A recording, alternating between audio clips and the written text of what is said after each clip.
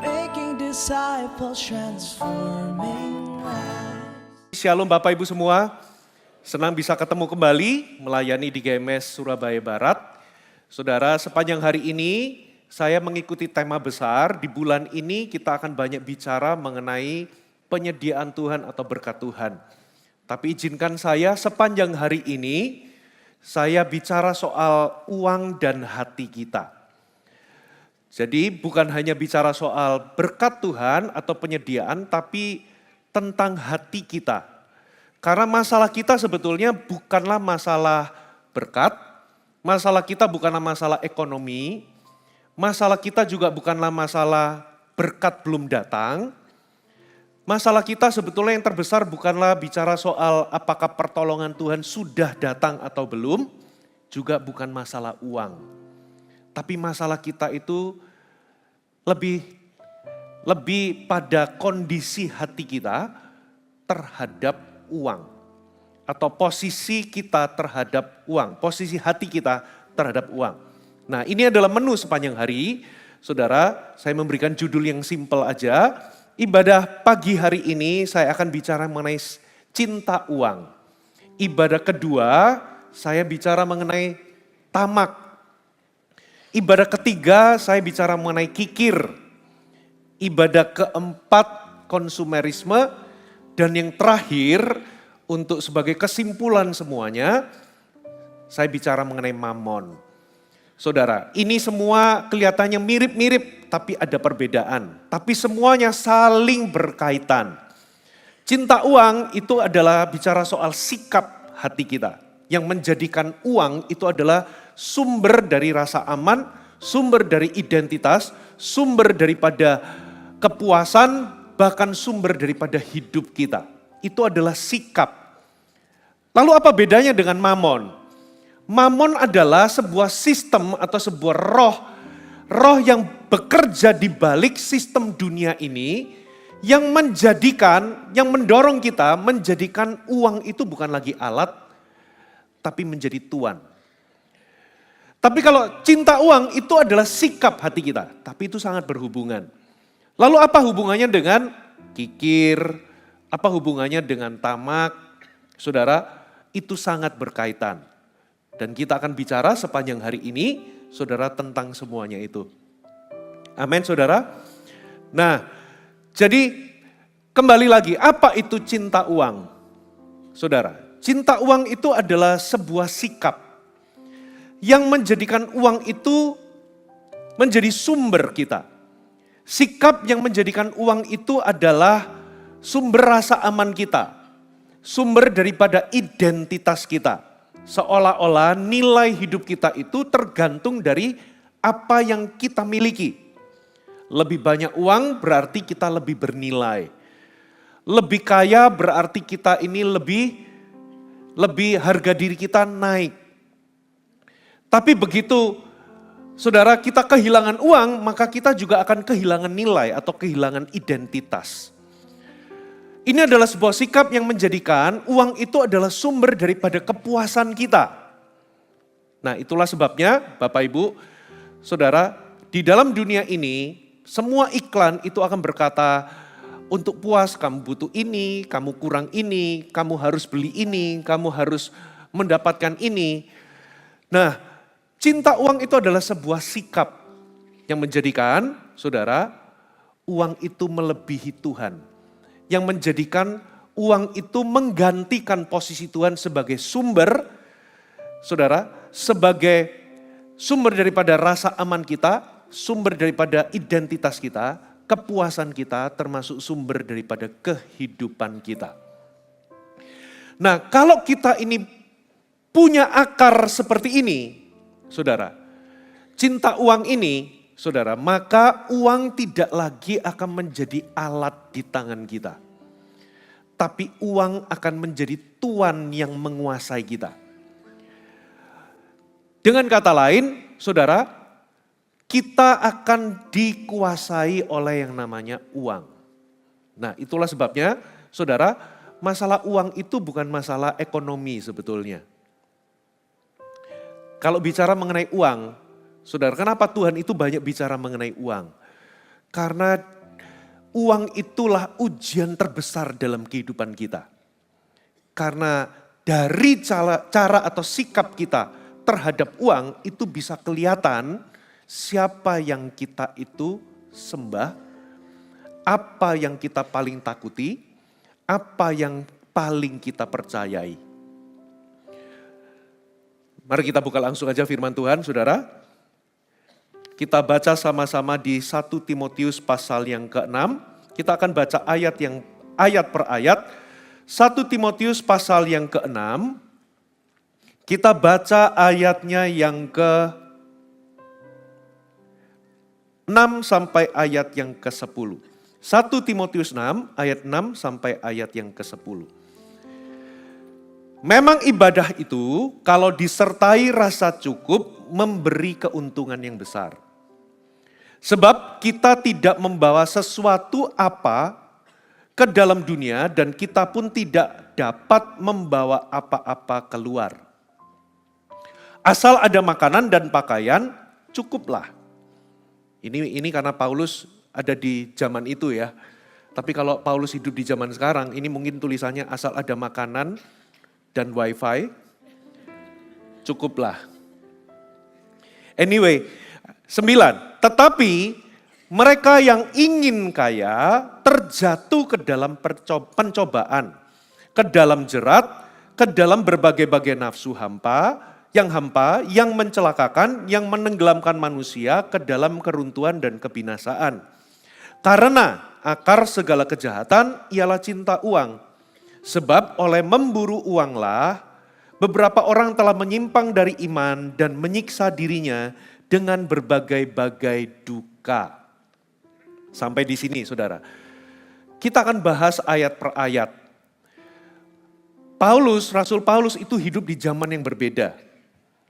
Tapi dia itu bisa bicara tentang pergumulan atau masalah yang dihadapi oleh manusia berkenaan dengan hati. Khususnya sikap kita terhadap uang. Karena kita ini bahan dasarnya sama.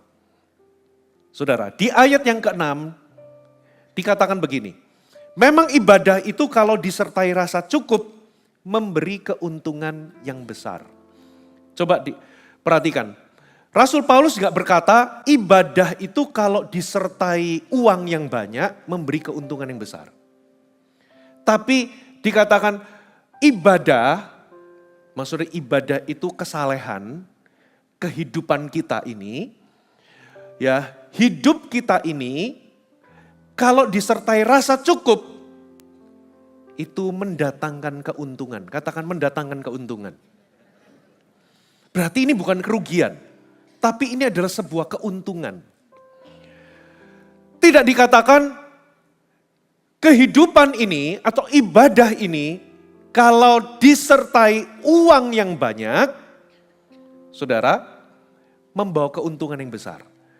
Berarti di sini kita bisa melihat ada sumber masalah manusia. Di sini bisa kelihatan sebetulnya cinta uang itu tumbuh karena apa sih? Ternyata cinta uang itu tumbuh di tanah, seperti benih ya. Cinta uang itu tumbuh di tanah rasa tidak puas atau rasa tidak pernah cukup. Saudara, selalu menginginkan lebih. Jadi cinta uang itu tumbuhnya itu di tanah selalu merasa tidak puas, selalu merasa kurang. Nggak cukup. Makanya yang pertama-tama yang Rasul Paulus itu tabrak itu adalah logika dunia atau pola pikir duniawi yang mengatakan lebih banyak itu lebih bahagia. Lebih banyak itu lebih puas. Lebih banyak itu lebih aman. Lebih banyak itu membuat kamu lebih sukacita. Nah, lebih banyak itulah yang menjadi ladang subur, tanah subur yang membuat cinta uang itu tumbuh dalam hidup kita. Saudara, Makanya kita ini dibombardir dengan, saudara coba lihat, sistem dunia berpikir itu pasti iklan itu pasti apa saudara? Mengiklankan, saudara untuk kamu memiliki lebih. Seolah-olah yang kita butuhkan adalah yang kita nggak miliki sekarang. Betul atau betul? Saudara. Nah, jadi ketidakpuasan inilah yang membuat saudara cinta uang ini tumbuh. Cinta uang itu Bapak Ibu, itu soft atau nggak kelihatan. Saudara, itu nggak kelihatan. Tapi kita lanjutkan dulu aja, kita lanjutkan. Ayat yang keberapa? Oh sorry, munculkan poin yang pertama. Saudara, ini munculkan poin pertama. Nah, keuntungan besar itu bukan uang, tapi rasa cukup. Amin. Karena kalau kita ini nggak punya rasa cukup, saudara bisa punya uang yang banyak, tapi tetap merasa takut, tetap merasa cemas. Saudara bisa punya uang yang banyak, atau bisa punya aset yang banyak, tetapi terus merasa kurang. Makanya dikatakan keuntungan besar itu bukanlah uang, tapi rasa cukup. Karena Anda bisa punya uang yang banyak, tetapi nggak punya damai. Makanya saudara, persoalan cinta uang itu bukan tentang jumlah yang kita miliki. Katakan sama-sama, cinta uang itu bukan tentang jumlah yang kita miliki. Jadi Anda nggak bisa berkata kalau lihat ada orang yang punya uang banyak atau orang kaya itu pasti cinta uang. Enggak. Karena kenyataannya ada orang yang tidak punya uang yang banyak, itu cinta uang. Ada orang yang punya uang banyak, tapi hatinya tidak dikuasai uang. Tapi sebaliknya juga sama, saudara. Ada orang yang punya uang yang banyak, cinta uang. Ada orang yang hidupnya jauh lebih sedikit, tapi hati nggak dikuasai uang. Jadi itu cinta uang itu tidak berkenaan dengan berapa jumlah yang Anda miliki. Saudara, nah makanya Rasul Paulus berkata, saudara, keuntungan yang besar itu bukan tentang jumlah uang atau tentang uang.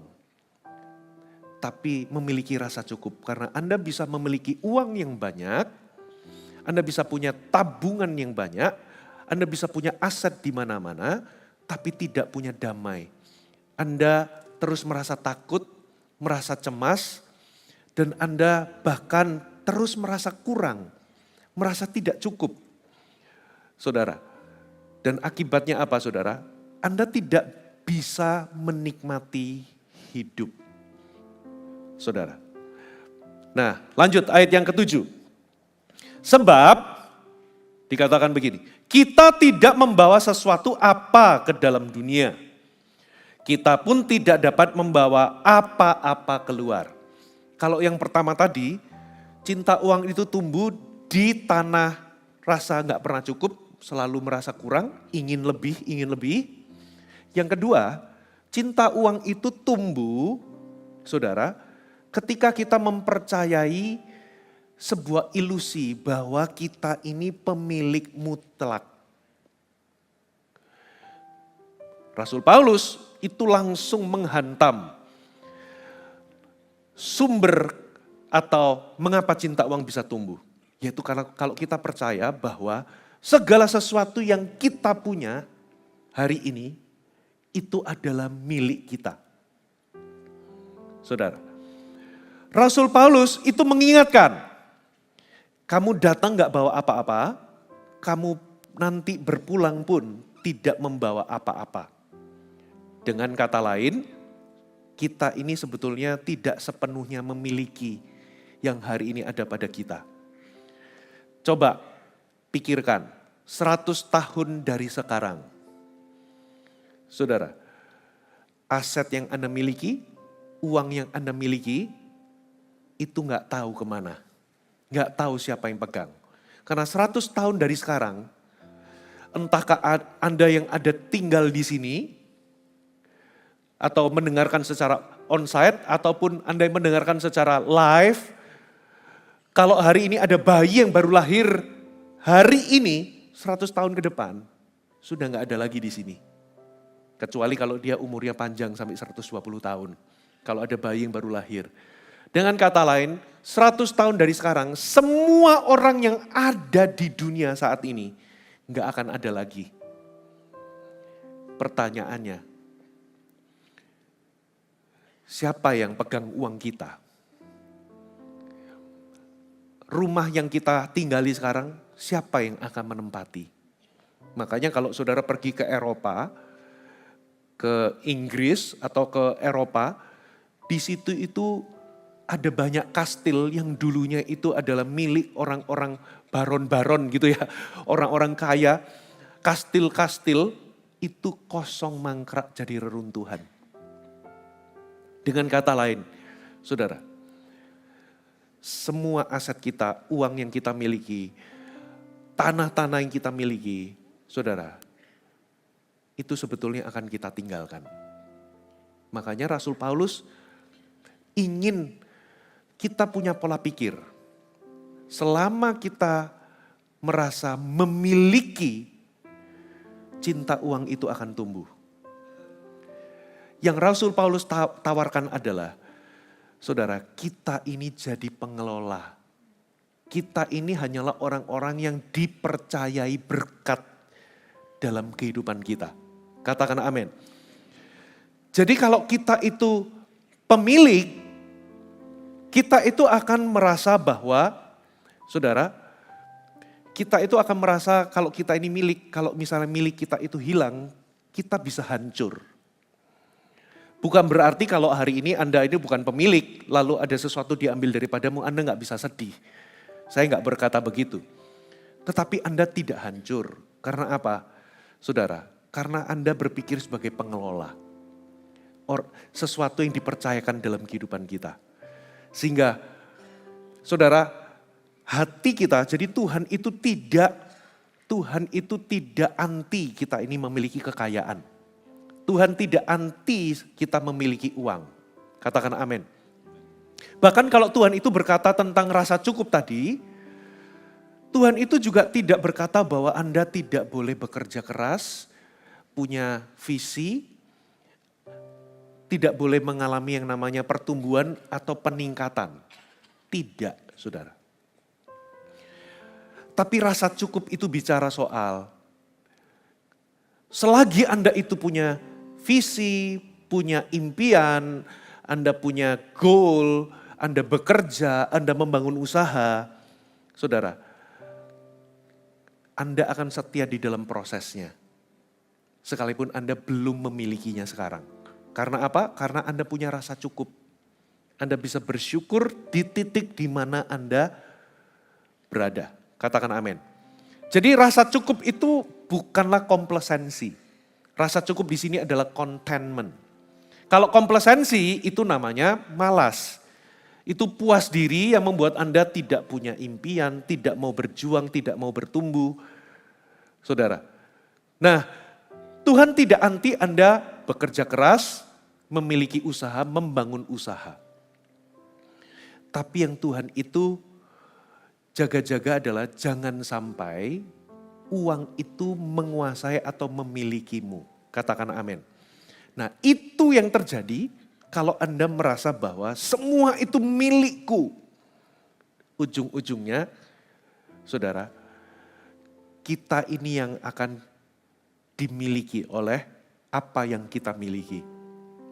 Tapi kalau kita itu merasa bahwa aku ini adalah kepercayaan, aku ini adalah pengelola, ketika itu sudah jadi sikap dan cara berpikir, Bapak Ibu, hidup kita akan jauh lebih ringan. Halo, amin. Jadi cinta uang itu tumbuh karena kita merasa bahwa semua itu milik kita. Munculkan poinnya yang kedua. Oke, kita datang tanpa apa-apa dan pergi tanpa apa-apa. Jadi pemilik itu akan berkata, ini semua adalah untukku. Tapi kalau kita ini pengelola, kita akan berkata, bagaimana aku bisa menggunakan semua ini sebagai alat untuk kemuliaan-Mu.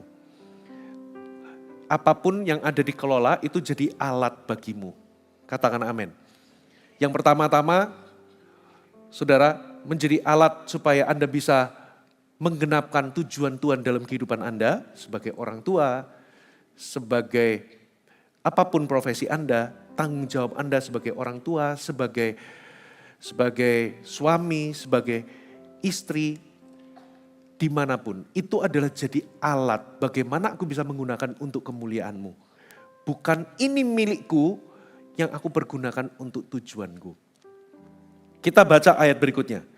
Anda masih mengikuti saya, amin. Dikatakan begini, asal ada makanan dan pakaian, cukuplah.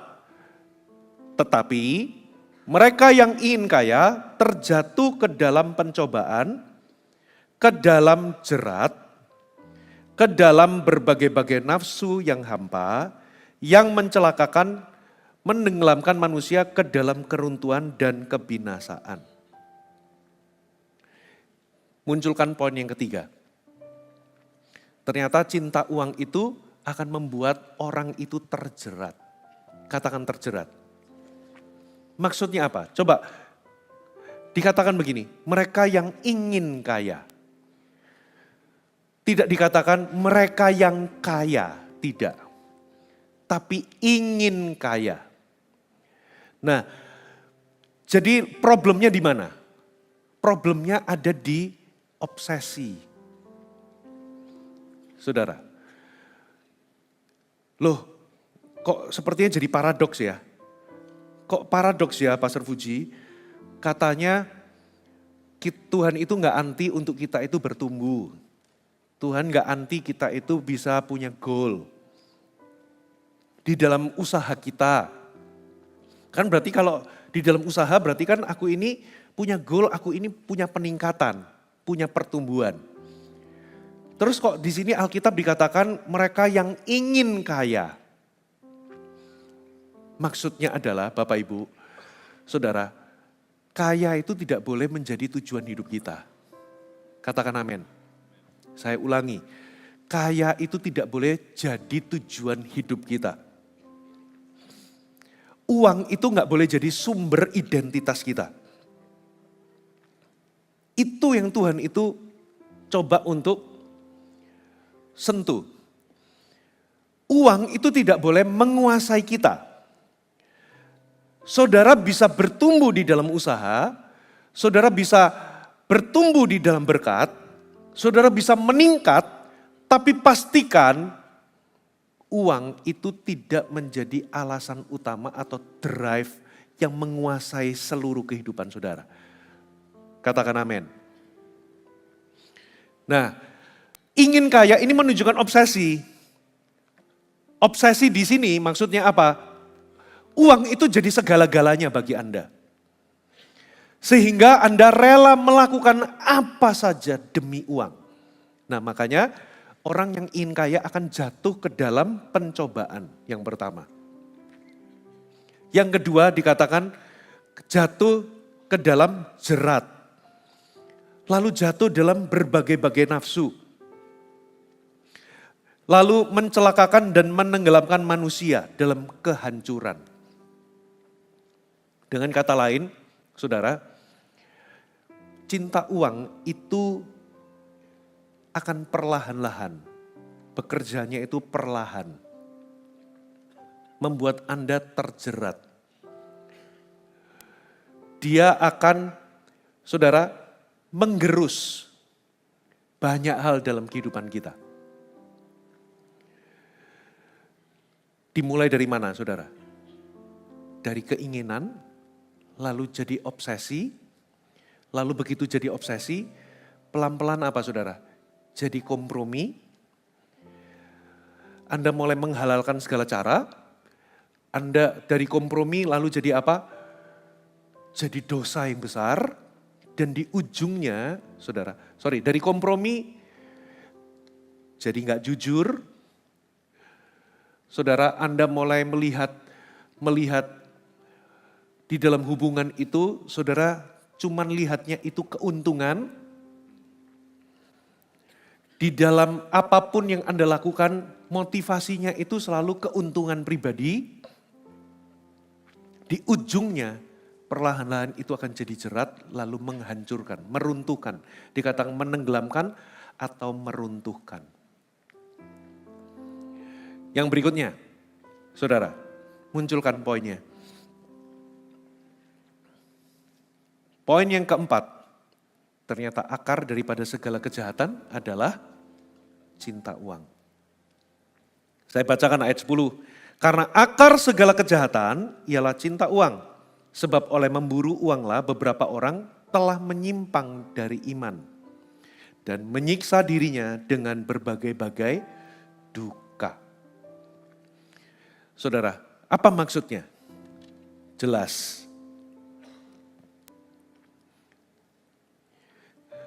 Akar itu tersembunyi. Akar itu nggak kelihatan. Semua dosa besar itu ternyata punya akar. Katakan akar. Jadi akar itu nggak kelihatan. Kalau saudara lihat pohon bisa tumbuh besar lalu bisa mengeluarkan buah. Ternyata akarnya yang tidak kelihatan itu adalah cinta uang. Dengan kata lain, ketika seseorang itu punya cinta uang, itu akan menghasilkan banyak perbuatan dosa. Saya mau kasih contoh. Yudas Iskariot, saudara, itu rela menjual Yesus, mengkhianati Yesus demi uang. Ananias dan Safira, saudara, itu rela berbohong supaya terlihat rohani atau dermawan, saudara, demi, saudara, apa saudara? Dia itu rela berbohong karena dia menahan sesuatu, tapi dia itu ngakunya aku menjual segini, padahal dia tahan. Gehasi itu rela berbohong atau berdusta demi mendapatkan keuntungan atau uang. Nah biasanya, saudara, orang kalau sudah cinta uang itu nggak langsung meninggalkan Tuhan. Tidak langsung tiba-tiba Anda menyimpang dari iman langsung Anda berkata bahwa Yesus bukanlah Tuhan. No. Makanya cinta uang ini nggak kelihatan saudara. Orang bisa ke gereja, kita bisa melayani, kita itu bisa dalam tanda kutip terlihat bertanggung jawab bekerja demi anak, demi masa depan. Kita bisa kelihatan rajin, tapi diam-diam perlahan-lahan bahkan untuk kita orang Kristen, saudara, kita sepertinya Kristen melayani Tuhan ke gereja, tetapi diam-diam, saudara, kita punya akar cinta uang. Dan itu bisa kita trace dari keputusan-keputusan kita. Awalnya dulu kita cari Tuhan, tapi sekarang perlahan-lahan kita nggak lagi kejar Tuhan. Segala keputusan-keputusan kita semuanya itu kita mau keputusan A, keputusan B, saudara, semua drive-nya itu adalah uang. Lalu nilai kejujuran, nilai tentang kesetiaan itu sudah lepas, saudara. Kita jadi lebih kejar keuntungan daripada kebenaran. Kita lebih percaya sama uang daripada Tuhan. Kita jadi lebih kejar atau takut kehilangan uang daripada kehilangan Tuhan. Yudas itu lebih takut gak punya uang daripada gak punya Yesus. Saudara, ini bentuknya akar. Oke, sekarang dengan cepat saudara. Bagaimana kita bisa mengalahkan cinta uang? Poin pertama, munculkan. Jelas, belajarlah merasa cukup di dalam Tuhan. Katakan, belajar merasa cukup di dalam Tuhan. Nah, Rasul Paulus itu pernah berkata di ayat yang lain, aku telah belajar mencukupkan diri di dalam segala hal. Katakan belajar. Kata kuncinya di kata belajar. Nah berarti, saudara, kalau ini adalah belajar, berarti kita bisa melatih hati kita. Caranya gimana melatih untuk kita bisa merasa cukup adalah belajarlah bersyukur setiap hari. Katakan amin. Ingat, cinta uang itu tumbuhnya di tanah apa saudara? Ketidakpuasan. Di tanah selalu ingin lebih. Cinta uang itu adalah sebuah sikap yang berpikir punya lebih itu lebih bahagia. Punya lebih itu lebih aman. Sehingga kita ini selalu merasa kurang, selalu merasa apa yang kita ini, nah itu nanti di sesi tamak saudara. Sama konsumerisme. Saya spill aja dulu. Kita selalu merasa yang kita butuhkan itu adalah sesuatu yang kita tidak miliki sekarang. Sehingga apa? Kita nggak pernah akan bahagia. Apalagi kalau Anda masuk di dalam jebakan perbandingan. Saudara, saya mau tanya siapa yang lebaran kemarin liburan? Saya mau tanya. Liburan kemana? Tadi kompenen saya cerita, saya liburannya ke Shanghai. Gitu ya. Kemarin cerita ke situ. Saudara, katakanlah Anda liburan, Anda menikmati liburan, katakanlah liburan ke Malang, ke Batu, atau ke Bandung, ke Lembang gitu loh. Anda nginap hotel, saudara menikmati anak-anak berenang, saudara pergi ke kebun stroberi, petik stroberi, Anda menikmati dan Anda puas dengan liburan saudara. Sampai saudara lihat di sosial media, ternyata saudara orang yang Anda kenal liburannya ke pegunungan Alpen main ski. Tiba-tiba liburan Anda yang di Malang dan di Bandung yang tadinya puas, memuaskan, sekarang memuakkan. Gara-gara Anda lihat liburan orang ke Jepang, ke Swiss. Betul atau betul? Nah, sehingga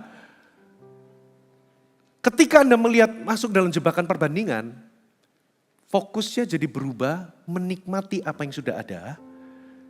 Tapi fokusnya apa saudara? Anda merasa bahwa selalu kurang. Selalu gak cukup. Jadi ingin lebih untuk supaya bahagia. Nah itu yang namanya tanah ketidakpuasan. Tanah yang tidak pernah merasa cukup. Saudara. Nah disitulah muncul, tumbuhlah cinta uang. Sebuah sikap di mana Anda merasa untuk bahagia berarti aku harus punya lebih banyak. Padahal itu adalah sebuah ilusi, katakan ilusi. Contoh ya, contoh ini tadi ya, saudara itu memang kapasitasnya itu cuma bisa liburannya ke Bandung. Tapi begitu Anda lihat orang yang Anda kenal, itu bisa saudara kandung, itu bisa seseorang yang dekat dengan saudara, itu liburannya ada yang ke Jepang, ada yang ke Swiss, gitu ya. Budget Anda itu bisanya kalau berenang di pantai itu di Kenjeran. Sementara yang Anda lihat di situ, yang Anda lihat orang yang Anda kenal, liburannya itu di pantai Maldives. Apa yang terjadi? Anda merasa untuk bahagia, aku harus punya uang lebih banyak supaya aku bisa liburan ke Maldives. Betul ya? Begitu Anda mencapainya, saudara, Anda hatimu akan punya standar yang baru. Hatimu akan punya target yang baru. Anda akan compare lagi ke orang lain. Saudara, Compare-nya itu mungkin bukan liburannya, tapi apa yang orang miliki. Sehingga Anda tidak pernah bahagia. Saudara. Padahal kuncinya di mana? Keuntungan besarnya di mana? Rasa cukup. Katakan amin.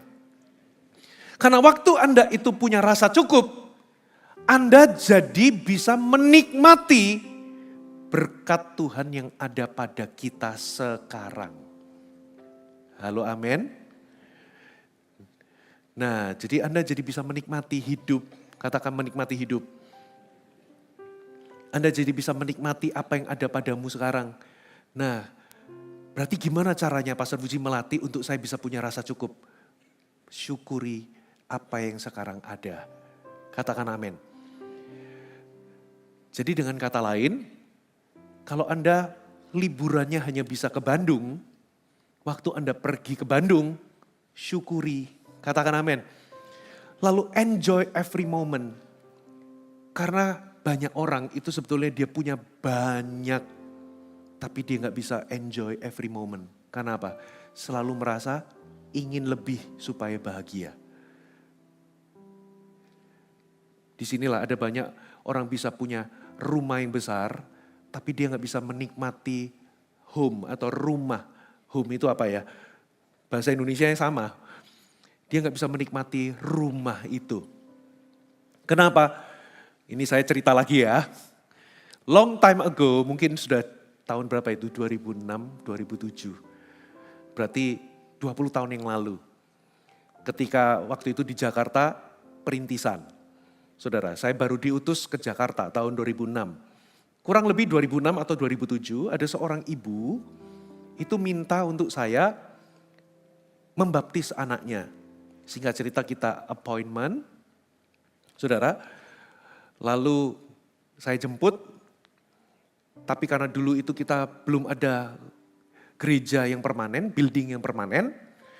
Singkat cerita kita cari apartemen terdekat dari rumah setempat supaya bisa pinjam atau sewa kolam renangnya selama 15 menit untuk acara baptisan. Saya datang ke rumahnya, ya saudara, itu di daerah Jakarta Utara, daerah perumahan elit. Ya PIK, Anda tahulah daerah itu. Gitu ya. Rumahnya kalau nggak salah itu kurang lebih mungkin 3 atau 4 lantai. Besar, saudara. Sangat besar, mewah sekali.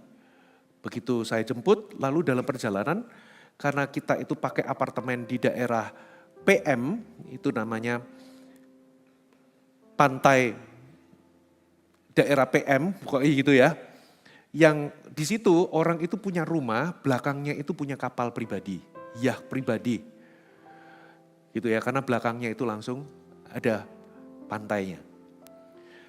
Begitu melewati kawasan itu, saudara, tiba-tiba ibu ini noleh kanan, noleh kiri, lihat rumah di situ, lalu dia bisa mendesah, berkata, kapan ya bisa punya rumah segede ini? Saudara, saya begitu mendengar itu saudara, saya ini gak punya mobil, gak punya motor, rumah pun baru aja sewa. Furniturnya juga gak bisa beli lengkap. Begitu saya dengar orang itu, saudara, berkata, kapan ya bisa punya rumah segede begini? Saya langsung, aku ini hanyalah debu. Aku ini, kalau dia aja merasa kurang, saya apa? Saudara, untung saya kuat. Kalau saya nggak kuat, saya begitu membaptis orang, saya ambil tali, duduk sendiri, ambil tali, lompat tali. Kenapa dia terkesan mengeluh? Kenapa dia mendesah? Sederhana, saudara. Dia kehilangan momen untuk menikmati apa yang dia miliki sekarang. Karena dia membandingkan dengan orang yang lebih. Saudara, jadi sebetulnya Saudara, Tuhan itu ingin kita menikmati hidup. Tuhan ingin kita menikmati berkat yang Tuhan sudah berikan di tangan saudara hari ini. Katakan amin. Nah, bagaimana caranya Anda bisa menikmati? Contentment. Rasa cukup. Katakan amin. Anda akan bahagia. Saudara. Amin saudara. Bukan perbandingan. Karena perbandingan itu trap atau jebakan. Nah kadang kan kita seringkali kan mengajarkan anak kita, kamu itu bersyukur loh, di luar sana itu ada orang gak bisa makan, kamu bersyukur punya makan. Ya itu kelihatan bagus, tapi tetap itu perbandingan. Karena kalau Anda terbiasa membandingkan, kalau Anda membandingkan ke bawah, sesaat Anda akan merasa bahagia. Tapi begitu Anda bandingkan ke atas, sesaat Anda akan merasa tidak bahagia. Nah masalahnya kecenderungan kita selalu membandingkan sama yang atas. Itu sebabnya kuncinya itu bukan perbandingan, tapi contentment. Katakan amin. Di situ Anda akan menikmati. Anda bisanya liburan cuman ke Malang, Anda akan menikmati dan merasa puas.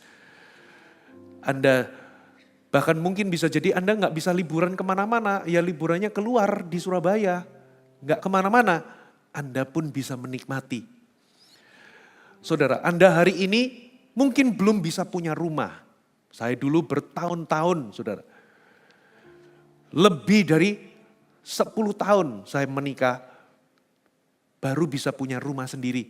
Sebelumnya kontraktor. Kontrak sana, kontrak. Anda masih bisanya cuman kontrak, sewa rumah. Nikmati itu pun berkat Tuhan dalam kehidupan saudara. Nikmati bersyukur Tuhan, aku punya rumah, aku bisa tinggal, aku bisa bayar uang sewa. Katakan amin. Sehingga Anda gak terjebak, supaya bahagia aku harus punya lebih banyak. Supaya bahagia aku harus punya lebih. No. Yang kedua, poin kedua. Munculkan. Sadari bahwa semua hanya titipan. Jelas. Kalau Anda sadar Anda itu pengelola, hidupmu akan lebih damai. Katakan amin. Saudara tidak terjebak dalam iri hati. Apa definisi iri hati? Iri hati adalah sebuah perasaan tidak suka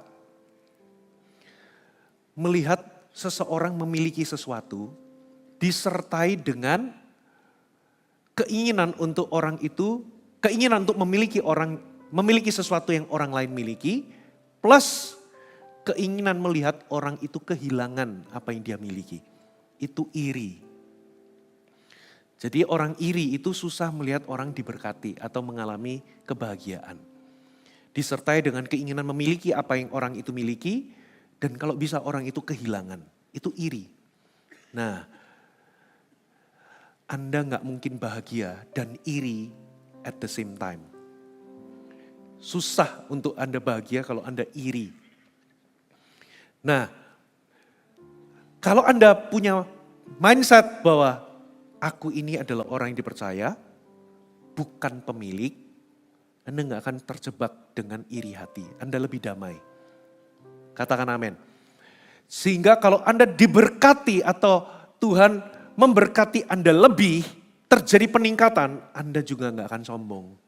Karena merasa bahwa ini semua hanyalah titipan. Atau kalau misalnya saudara gara-gara perang Anda mengalami kerugian. Karena bahan bakunya, bisnis Anda itu bahan bakunya itu akhirnya jadi naik. Karena sumbernya jadi mahal, Anda jadi produksinya jadi lebih mahal, lalu mungkin omset turun, pembelian lesu, atau Anda mengalami kehilangan, kerugian, itu tidak akan menghancurkan Anda. Katakan amin.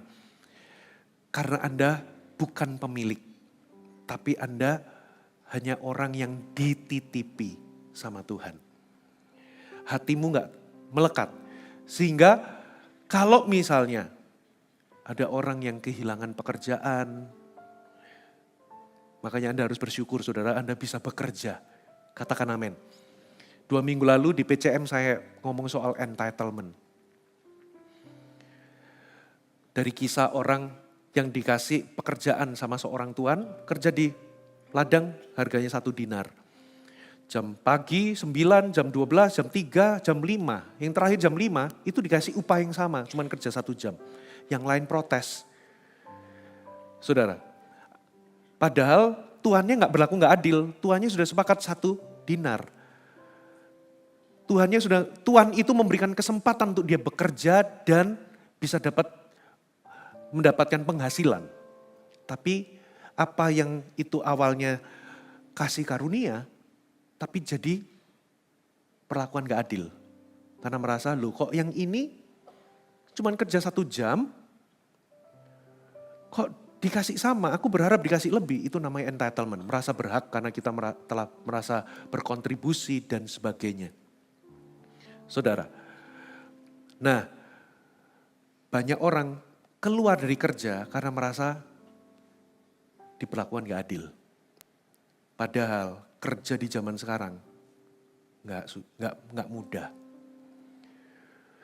Di Singapura itu banyak orang takut karena apa? Singapura itu menerapkan banyak teknologi AI sehingga banyak orang itu akhirnya di lay off. Bahkan saya lihat di sosial media di China itu sudah ada bilik di tempat-tempat umum untuk saudara masuk di bilik itu, saudara ceritakan gejala apa yang Anda rasakan, langsung keluar diagnosa plus obatnya keluar. Bayangkan, orang sekolah tinggi-tinggi untuk bisa jadi arsitek. Saudara, sehingga ilmunya itu bisa gambar, bisa ngitung, bisa bahkan desain interior. Sekarang ada AI yang pakai prompt, keluar desainnya dengan hitungan yang sehingga ke depan banyak profesi itu digantikan oleh AI. Semoga pendeta tidak diganti AI. Jadi dengan kata lain, Bapak Ibu, syukuri kalau Anda punya mata pencaharian. Syukuri kalau Anda bisa bekerja. Jangan punya spirit entitlement yang membuat Anda harusnya syukuri itu kasih karunia jadi sesuatu yang merupakan perlakuan gak adil. Lalu resign, keluar. Nah, kalau Anda punya mindset bahwa aku ini kepercayaan bukan pemilik. Kalau Anda kehilangan pekerjaan pun Anda tidak akan hancur. Kenapa? Karena Tuhan tahu yang Anda butuhkan. Amin.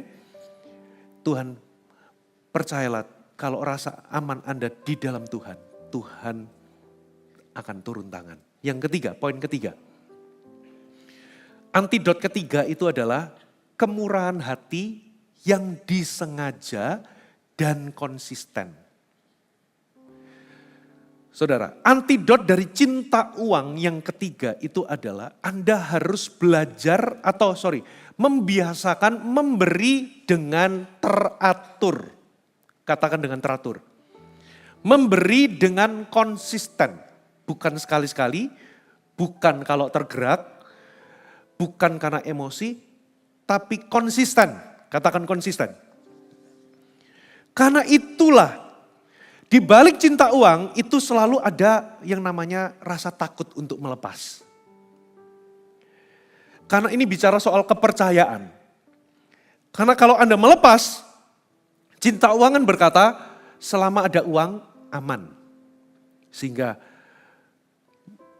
orang yang cinta uang itu sulit untuk memberi. Sulit untuk melepas. Karena dia percayanya itu bukan kepada Tuhan tapi kepada uang yang dia miliki. Sehingga dibalik kesulitan untuk orang itu memberi, coba cek ya. Coba cek, examine yourself. Apakah Anda selalu merasa hati Anda terganggu ketika memberi? Hati Anda selalu menemukan alasan atau perdebatan di dalam hati ketika memberi? Saudara, apakah Anda selalu lebih mudah untuk belanja bagi diri sendiri ketimbang menolong orang lain, saudara, kalau Anda menemukan jawaban itu selalu iya, iya, iya, iya, besar kemungkinan, saudara, cinta uang itu berakar dalam kehidupan saudara. Karena di balik kesulitan memberi, itu ada cinta uang. Di balik sulitnya melepas, itu ada cinta uang. Makanya antidotnya adalah Anda perlu membiasakan memberi secara konsisten. Bagaimana caranya? Yang pertama, tentukan persentase. Katakan persentase. Kenapa? Kenapa kok persentase bukan jumlah? Karena persentase itu menunjukkan kesetiaan kepada porsi. Karena kalau jumlah itu relatif, 100 ribu bagi seseorang itu besar, tapi bagi seseorang 100 ribu bisa kecil. Tuhan di dalam perumpamaan pernah berkata, ada seseorang yang kaya memberikan persembahan banyak sekali. Tapi ada seorang janda yang cuma memberikan 1 peser. Tuhan berkata, mana yang memberi lebih banyak? Tuhan berkata, ibu ini karena dia memberi dari kekurangannya. Maksudnya apa? Yang Tuhan maksud itu bukan besar kecilnya persembahan Anda, tapi kesetiaan kepada persentase. Porsi yang Anda miliki. Saya dengan istri bahkan sebelum saya menikah, sudah pasti persentase yang pertama, 10% itu saya kembalikan sebagai persepuluhan kepada Tuhan. Lalu saya punya yang namanya persentase. Setelah menikah, kami akhirnya sepakat persentase untuk misi dan untuk pekerjaan Tuhan dan menolong. Itu kami alokasikan, saudara, ini. Sehingga saya memberi itu bukan karena saya punya banyak atau tidak punya banyak. Banyak orang berkata begini, nanti kalau aku kaya baru akan memberi. Kenyataannya kalau Anda nggak setia sama perkara kecil, nanti waktu Anda dikasih perkara besar, diberkati besar, Anda juga nggak akan setia.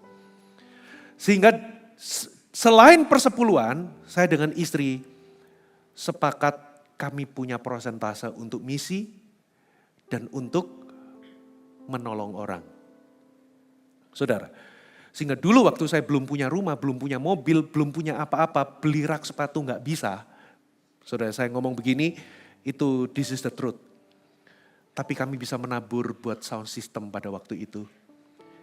Kami bisa menabur buat layar LED.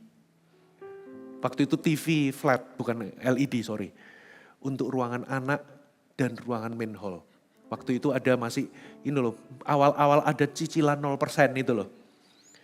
Itu jadi komitmen saya untuk setiap bulan saya beli untuk pasang di gereja. Saudara, saya belum punya rumah, saya belum punya mobil. Sepeda motor juga gak punya. Jadi kesetiaan kepada porsi, katakan porsi.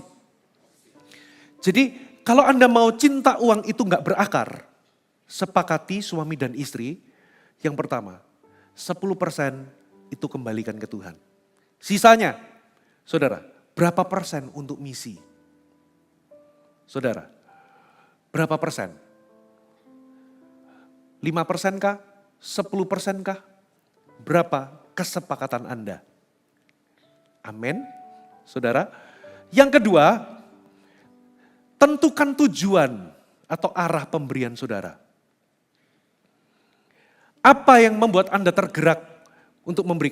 Kalau Anda diberkati Tuhan misalnya, saudara, ada seseorang memberkati Anda untuk uang sekolah anak saudara, saudara, itu bisa jadi alasan aku mau memberkati orang supaya kalau ada orang kesulitan, misalnya orang tua asuh gitu ya, supaya anaknya orang juga bisa sekolah. Titik-titik di mana pengalaman Tuhan menolong Anda di area-area itu bisa juga jadi alasan mengapa Anda memberi. Tujuan memberi. Hari ini salah satu tujuan kami memberi itu adalah supaya gereja Tuhan bisa dibangun. Saudara, makanya kami ada alokasi persembahan misi, kami komit di dalam persentase itu supaya gereja dibangun. Salah satunya adalah, saudara, Istri saya juga rutin juga untuk ada alokasi untuk orang tua asuh. Supaya anaknya orang bisa sekolah. Tentukan kemana atau tujuan Anda memberi. Yang terakhir, saudara, memberi itu harus konsisten. Disengaja. Jadi bukan karena tergerak atau tidak tergerak. Saudara, jadi bukan karena Anda mood atau tidak mood. Maksudnya bukan konsisten, prioritaskan. Katakan prioritas. Jadi kalau Anda itu terima berkat di bulan itu, namanya prioritas itu bukan disisakan tapi disisihkan. Contoh, saudara, persepuluhan. Si A itu langsung menyisihkan 10% dari awal. Baru dia gunakan kelola yang sisanya. Tapi si B, dia itu kelola, dia gunakan, spending. Baru di akhir bulan, dia lihat sisanya. Si A selalu bisa mengembalikan persepuluhan, si B selalu nggak ada. Selalu tertunda. Kenapa? Karena memberi tidak diprioritaskan. Makanya memberi itu harus prioritas, katakan amin. Sejak awal Anda terima berkat, kalau Anda bisnismen ya tentukan. Bisa di awal bulan atau di mana. Tapi kalau Anda profesional atau pegawai di awal bulan, begitu Anda terima berkat, langsung sisihkan. Persentase untuk kembalikan persepuluhan, persentase untuk Anda memberi. Jangan disisakan. Kalau Anda sisakan, pasti nggak ada sisa. Saudara, katakan amin. Aduh, saya sudah habis. Next, poin yang keberapa? Keempat, sederhana. Jadikan Tuhan sebagai sumber rasa aman. Saya tahu ekonomi lagi sulit. Tapi kalau Anda punya cinta uang, maka rasa amanmu kepada uang. Sementara kita punya Tuhan, katakan amin. Makanya ada Alkitab berkata, Filipi berkata, Allahku akan memenuhi segala keperluanmu. Bukan uangku memenuhi segala keperluan. Tapi Allahku. Kita punya Tuhan, Bapak Ibu. Saudara, kita punya Tuhan. Coba pandang burung yang gak kerja dipelihara. Apalagi kalau hari ini Tuhan memberikan Anda pekerjaan. Saudara, jadi dengan kata lain, taruh rasa amanmu ke Tuhan. Dunia itu gonjang-ganjing. Bisnis itu bisa pasang dan surut. Kekayaan itu juga bisa hilang. Saudara, tapi yang tetap itu adalah Tuhan. Taruh rasa aman Anda kepada Tuhan. Yang terakhir, saudara, poin yang kelima, kejarlah Tuhan lebih daripada berkat.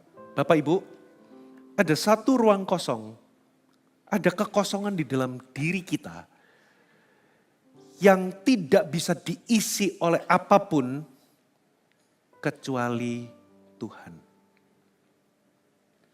Dengan kata lain, kalau Anda ingin memerangi cinta uang dalam diri Anda, saudara, bukan kejar uang. Anda boleh bekerja keras, Anda boleh punya target. Tapi uang bukan sesuatu yang Anda kejar. Karena kalau hatimu kosong, Anda pasti akan kejar itu. Saudara, tapi kalau hatimu itu terisi dengan Tuhan, saudara kejar Tuhan, maka gak akan ada orang Kristen yang cuman kejar berkat, kejar mujizat, kejar terobosan finansial. Gak akan ada. Bukan berarti itu semua salah. No. Saudara, tapi gak akan ada orang yang akhirnya mengejar sesuatu yang kelihatan. Karena hatimu terisi. Amin, saudara. Mari kita bangkit berdiri sama-sama.